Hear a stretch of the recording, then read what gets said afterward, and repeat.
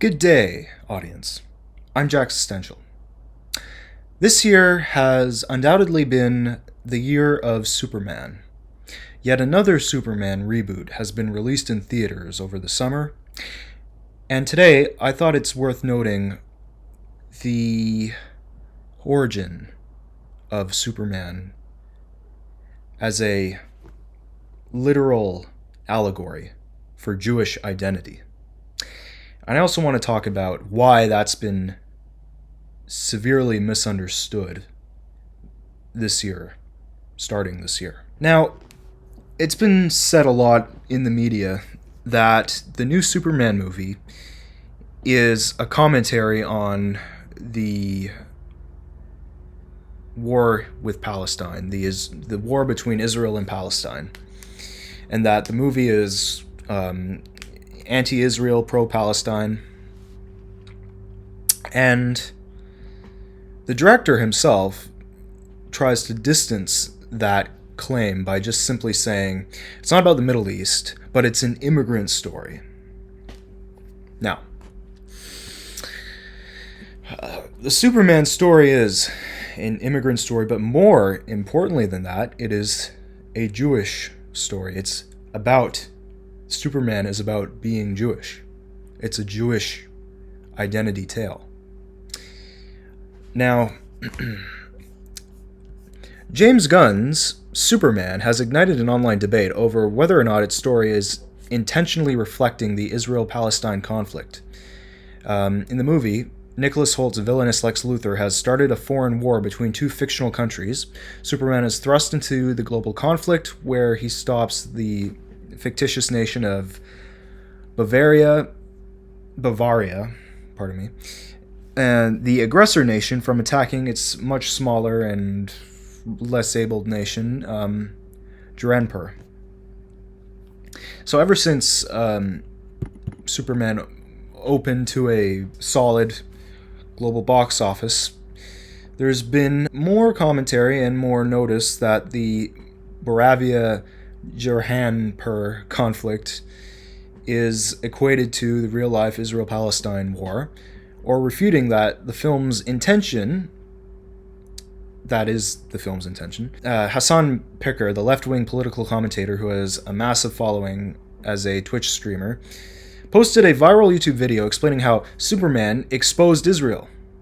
Piker, I don't know if his name is Picker or Piker. We'll say Picker for the fun. Picker described the movie as, quote, 2 hours and like 10 minutes of Israel the entire time, and claimed anyone involved with the film would be lying if they told you it wasn't an, quote, analog for Israel and Palestine. Analogy for Israel and Palestine.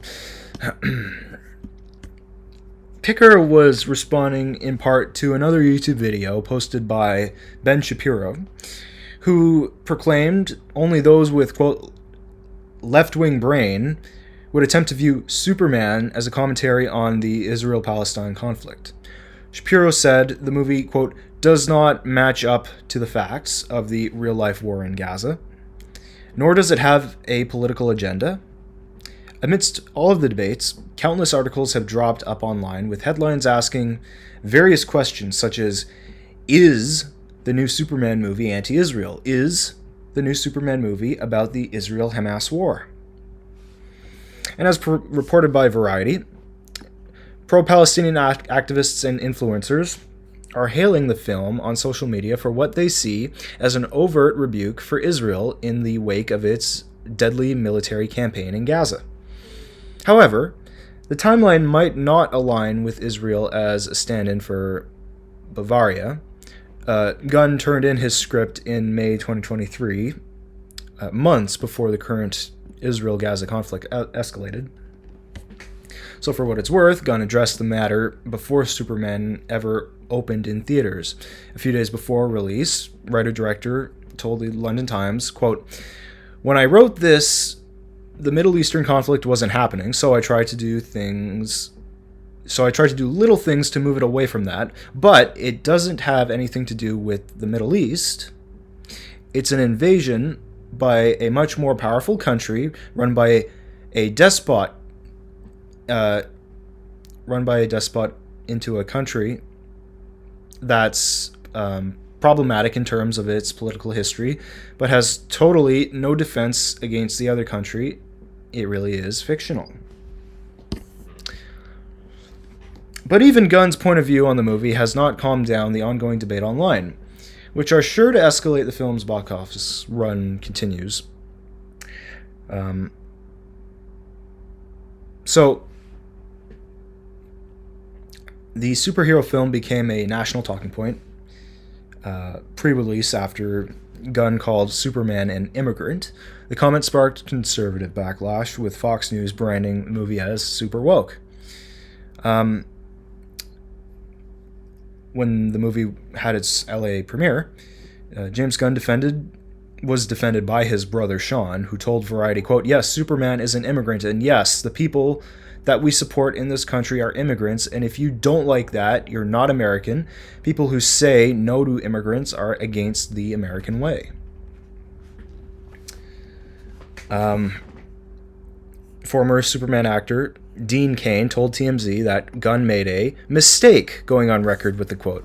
The White House even got into the debate by photoshopping Donald Trump onto Superman's body with a mock poster for the movie that touted, quote, "the American way," a reference to the superhero's original tagline. That is correct. Superman used to have the motto, truth, justice, and the American way, which is something that this current movie does not want to associate itself with. Because they would see that as Superman supporting the oppressive nation known as America. Now, when I said that Superman has roots in Jewish identity, I'm very serious, and this is way deeper than a lot of people realize. So, this article is from early August of this year, and he mentions that the current actor for Superman is himself Jewish.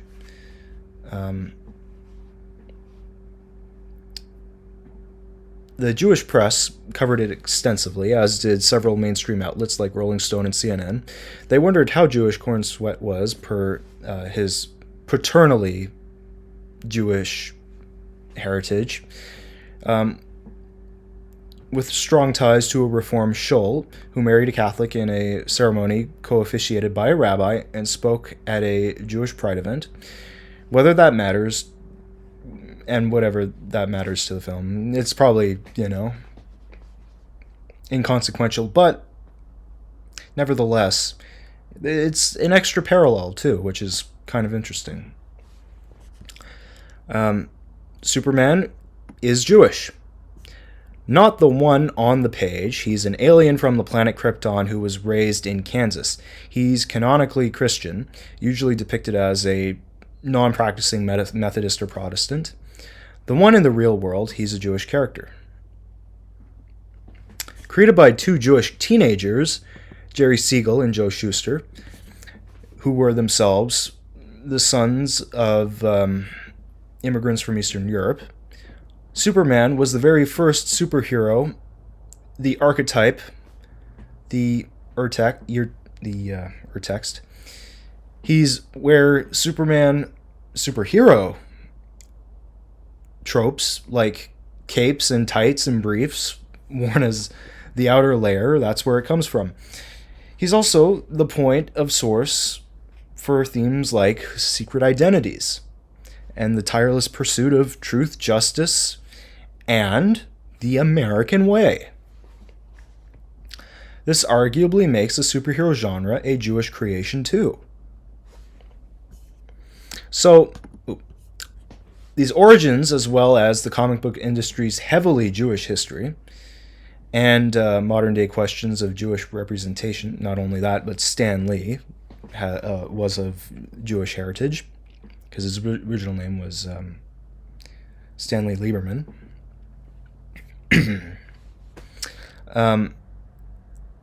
Okay, so this was all a subject at 2023 exhibit at the Center for Jewish History,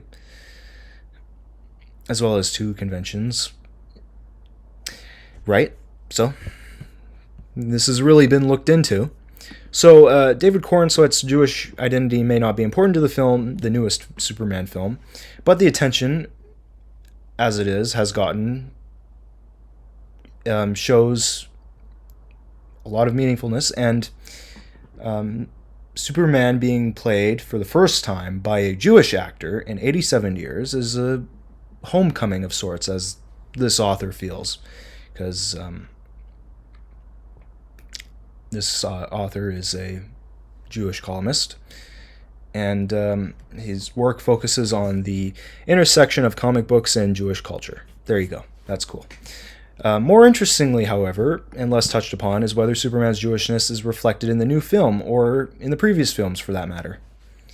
So, from the book of Genesis, Superman's mythology has evolved over the years, but its Jewish themes and signifiers have been part and parcel since his debut from 1938's Action Comics #1. His origin story, clearest example. To save a baby from impending doom, his parents place him in a small vessel and send him adrift to an unknown fate. But he lands on Earth. He's found by people not his own, renamed and raised as a stranger in a strange land. In adulthood, he reclaims his heritage as he gets older, and becomes the miracle-working savior, and it's called the story of Moses. That's the book. You might think, whoa, that sounds like Superman, but no, that's the story of Moses. As this author details in his work, Is Superman Circumcised? The Complete Jewish History of the World's Greatest Superhero. I probably should get my hands on that book because that sounds pretty cool. His Kryptonian birth name is Kal-El, El meaning God in Hebrew. It's a theophoric suffix found in the biblical names of angels and prophets, like Gabriel, Raphael, Daniel, Israel, and others. So, not just angels, but people, prophets, places. Jerry Siegel, the co-creator of Superman, wrote in his unpublished memoir that he was inspired by Samson, the biblical, the character from the Hebrew Bible that had super strength. He fought a lion. He tore down the gates of Gaza and took it away, and he killed the Philistines while he was at his weakest. He brought down the building, and there's a scene like that in Superman Returns when Superman is at his lowest, and he still manages to lift a whole continent of kryptonite from the ocean and out into space.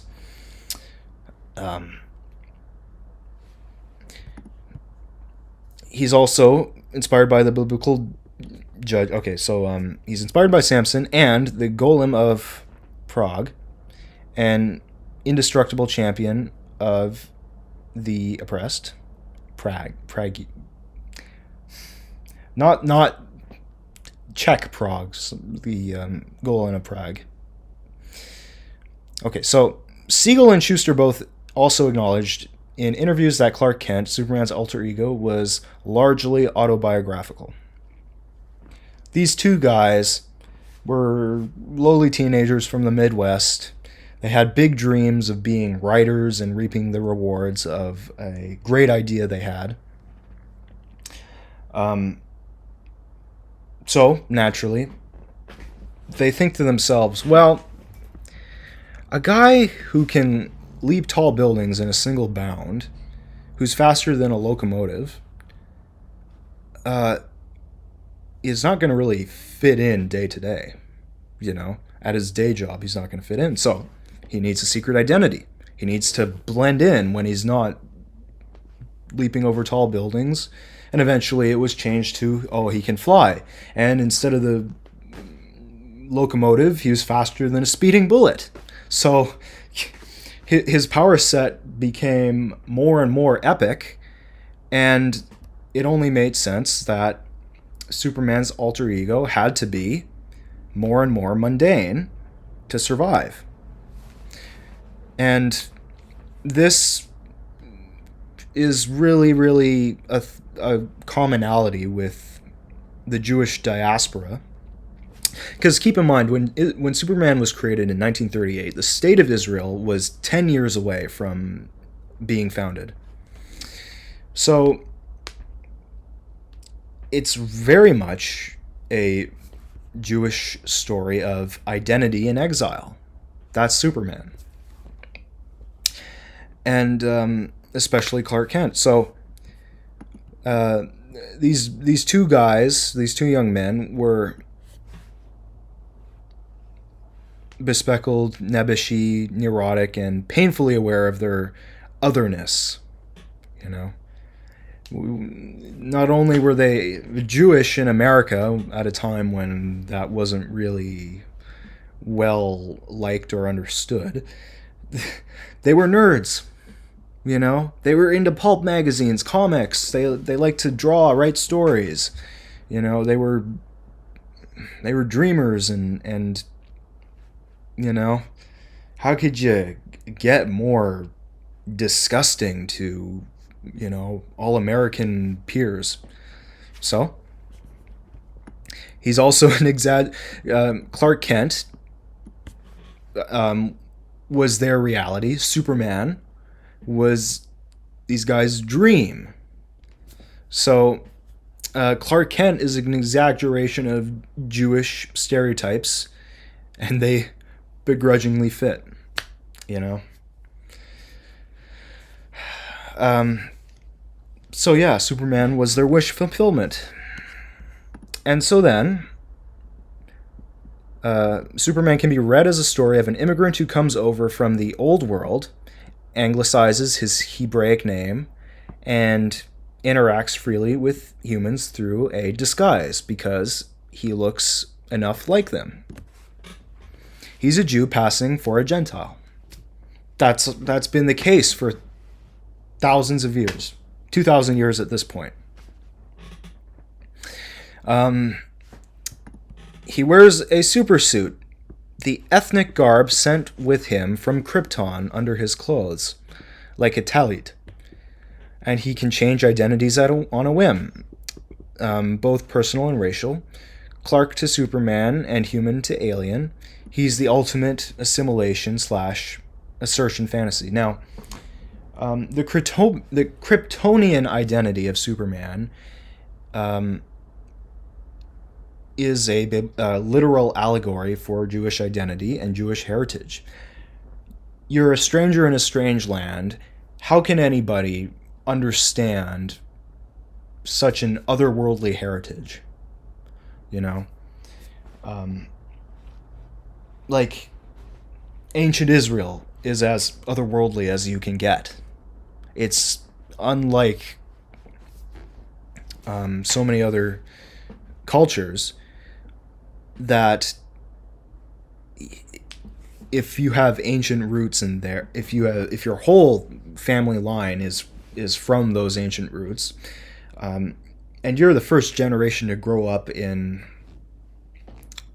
you know, the modern world, the new empire, you know, where everyone comes and everyone assimilates, no one's going to understand where you're from, who your people are. And so you need to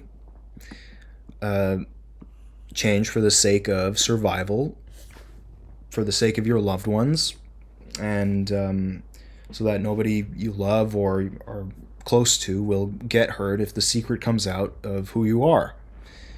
Because association is dangerous sometimes, and That was proof during World War II. In his early comics, he was also a forceful propaganda figure for Jewish interests, from immigration reform to intervention in World War II. Ensuing creators continued to build on Superman's Jewish themes, like in 1961's Death of Superman. Sorry, I don't think that should be 1960. I think that should be 1991, because the Death of Superman was in the 90s. Anyway, regardless. And 1984's Miracle Monday stories. But as Superman leaped in a single bound from page to screen, focusing here, the silver screen, these themes gradually faded away, replaced by Christian allegory. So, Superman's cinematic debut was a 17-episode animated serial by Fleischer Studios, released between 41 and 43, simply titled Superman. The serial glossed over the origin story, included only the first episode as a 55-second narration, did not explore the themes of alienation, loss, and trauma, and duty, though these were largely developed in the comics during the 1950s post-Holocaust. However, it stayed true to the comics, depicting a meek but cerebral, socially rejected Clark Kent who transforms into the heroic and assured Superman, both voiced by Bud Collyer. And then live action started with Kirk Alyn as the first live action Superman, and he did depict his Moses/Kindertransport origin story, but little else. Allen's Clark Kent was nothing more than accoutrements of glasses and fedora with the same personality as Superman. So he was at ease, confident, and assimilated. Not like the source material that made very clear distinction between the fantastical man and the mundane man. So, after Kirk Alyn, George Reeves, whose Kent wasn't just indistinguishable from his Superman, but even more the same muscle padding under his suit.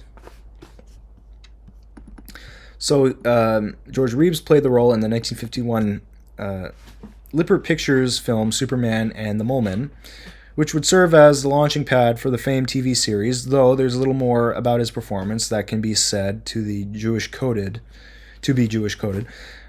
The plot of the film centers on Superman stopping a mob from lynching a group of short, hairy, scientifically advanced mole men.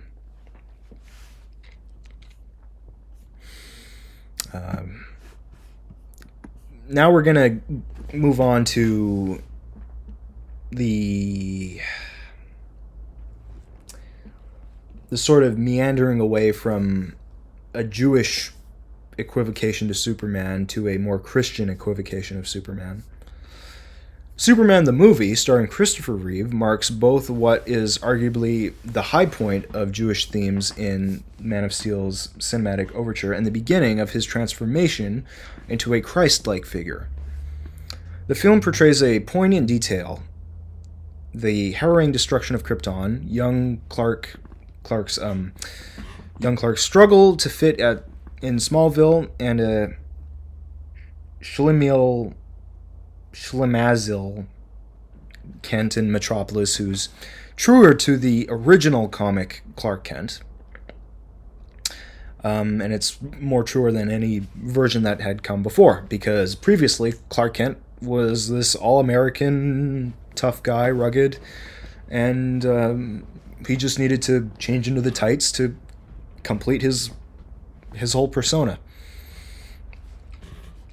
The film is full of evocative language, like when Superman's father, Jor-El, about to send him away, tells him, "Live as one of them, Kal-El, but always hold on to your heart, in your heart, the pride of your special heritage."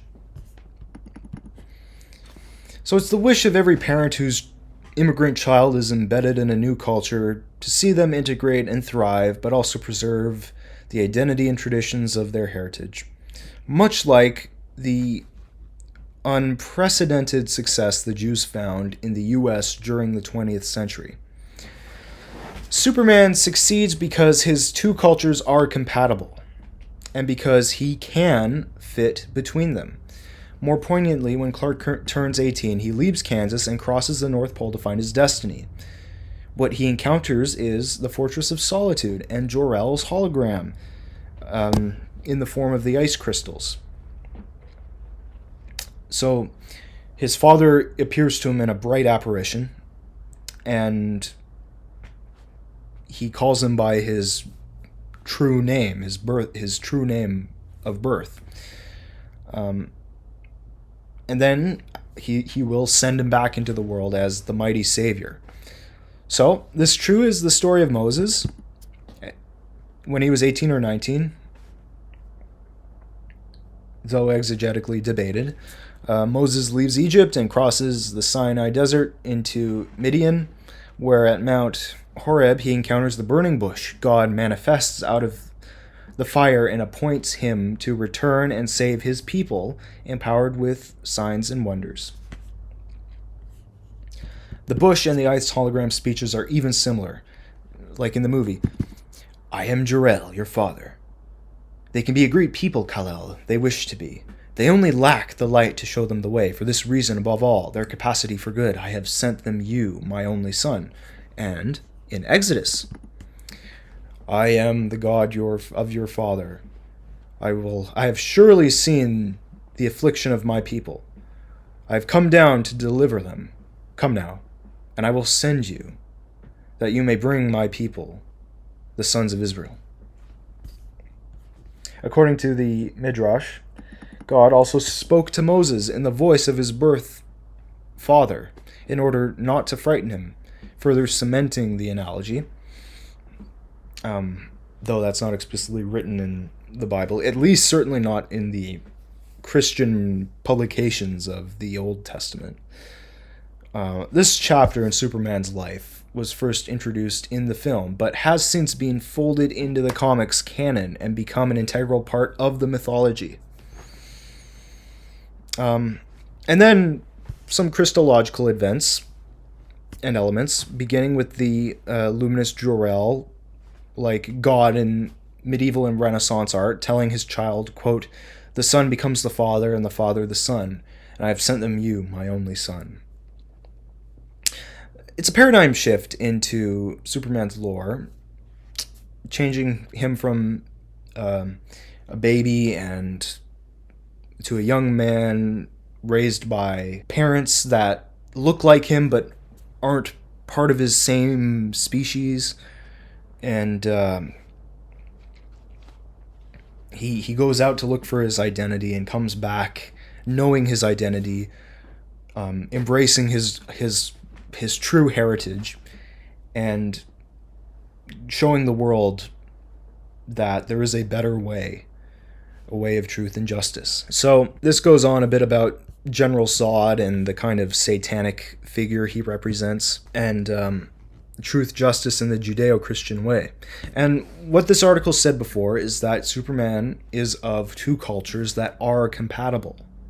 You know, at their core, the Kryptonian way and the American way are compatible. And that's what makes Superman work in the world. So this goes on, but I wanted to talk about the misunderstanding that this character, this legendary character, has gone through. It's been warped out of proportion. And it still is trying to be warped out of proportion, but we cannot forget and we must understand how Jewish this creation is, and how Jewish the entire superhero subgenre is.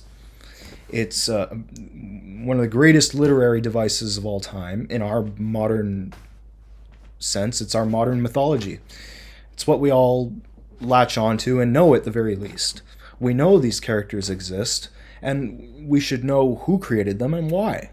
So that's about it. See ya.